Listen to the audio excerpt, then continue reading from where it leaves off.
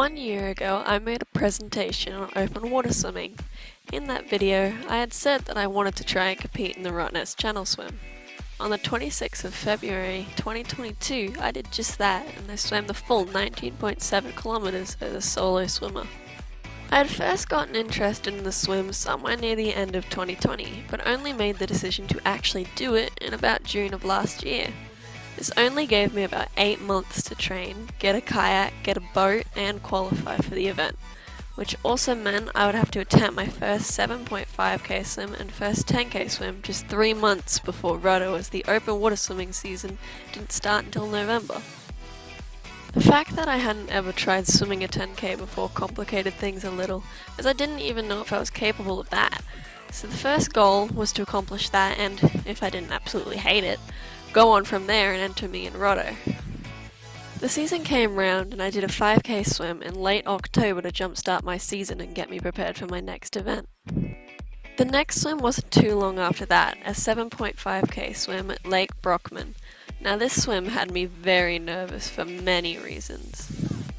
The first one being that it was my first time doing more than a 5k, and I would have to learn how to do in-water feeds for this event, which was a very strange concept to learn. The next was that it was my first lake swim. I normally avoid swimming in dams or lakes because I'm just not comfortable with them, which is a bit ironic, but I really wanted to have a slow progression up to the 10k instead of just jumping straight into it from the 5. Then the fact that the 7.5k was a state event, meaning I would be competing against very fast swimmers. And to top it all off, it would be my first swim in a wetsuit because it was so cold in the water that morning that they were mandatory if you wanted to swim. So all in all, it was quite the eventful swim. In the end, I managed to come out alright and without disliking the swim too much, though the fact that I ended up grabbing my first state medal probably helped my opinion on it. So I was satisfied with how in-water feeding worked and managed to complete my first 7.5k mostly unscathed. It was time to move it up another level. The next swim in the season was my first 10k at Bunbury and another states event. This event, though, not as eventful as the 7k, was still very nerve-wracking for obvious reasons. Though I got very lucky that day as conditions ended up being probably the nicest they were all season. I got my fastest 10k time I've ever managed to achieve and officially got my Rottnest qualifying time. It was also around this time that we had gotten our boat sorted out and also went out and got a kayak for the event. My mum and 2 brothers would have been my paddlers for the day. Christmas, 5 open water swims, and my birthday later, the Rottnest Channel swim briefing had come round and there was only 2 more weeks until the main event. We had gotten in the water with the kayak and gotten decently used to doing feeds, though it was of course still a bit strange.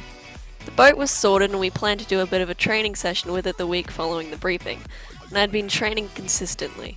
It was all getting very real at this point. The next weekend came and I swam a 5k at Cottesloe Beach, the beach that we were to be starting at for Rottnest. Conditions were nice with only a bit of swell and a slight chop near the end of the swim. If I had those conditions for the 20k swim to come, I knew I'd be alright.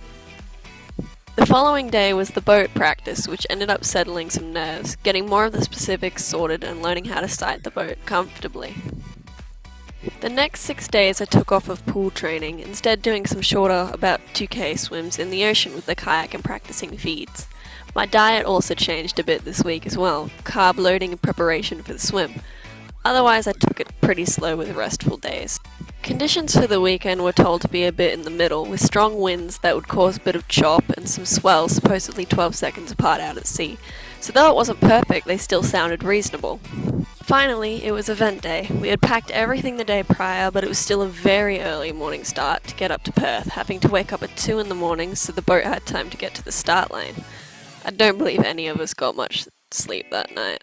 Me and my mum, who was to be paddling the start, got dropped off at the beach with the kayak where we waited for quite some time before actually getting ready for the start, seeing as we were there before anyone else had actually arrived yet. Conditions from the beach looked pretty good, similar to what we had been told of a bit of chop and some swell evenly distance apart. The race start for the second wave of soloists, my wave, came around and my mum had left the beach about 10 minutes prior to head out to the buoy where I was to meet her. The horn sounded and I swam out 500 meters to the massive crowd of kayakers waiting for their swimmers. The whole thing was quite stressful for me, having no point of where to swim or go, and having to try and find the kayaker amongst the other hundreds of people was quite difficult. Though eventually my mum had found me and we continued on to the 1K mark where we were to meet our boat, though finding them ended up being a lot easier. After getting to the boat and settling in, we had headed out and I started to get into a pace, but it wasn't very long before the conditions worsened and continued to worsen. By the time I was at the 5K mark, the swell had picked up to 2 meters and was unpredictable. The chop was a lot more intense than predicted and currents were very strong. Though as the day progressed forwards, it somehow just got worse, until it was officially the worst conditions it has ever been during the Rottnest channel swim. Reaching to more than 2.5 meter swell that occasionally broke on top of me, insane amounts of chop that made breathing difficult, and a current that made it feel like I wasn't even moving forwards. Safe to say it was nothing like the open water on the previous weekend. Even once we had reached the supposed shelter of the island, it didn't settle down. The current was still a nightmare and swell was still pushing me around. Between the 9K and 12K mark felt like the longest swim of my life. Though somehow we still managed to make it to the 19K mark, where the boat turned off and I continued on with my paddler. We were very close to the island now, though conditions were still quite choppy. My shoulders felt like they were going to drop off any second and I had a weight on my back, but I soon reached the finishing chute where the kayaker turned off and I was left on my own to swim the last 400 meters. I could see the finish line at this point. And with a final push through the last few hundred meters, I'd reached the shoreline and run through the arch, officially finishing the Rottnest channel swim in a time of 6 hours 51. All in all, I ended up swimming about 23 kilometers, and it's safe to say that it was the hardest thing I have ever done. But even though the day after the event I was in incredible pain, I'm fairly sure I'm going to be competing in the swim again next year, as the sense of achievement is very nice. Though I think I just need to wait until I forget the pain first.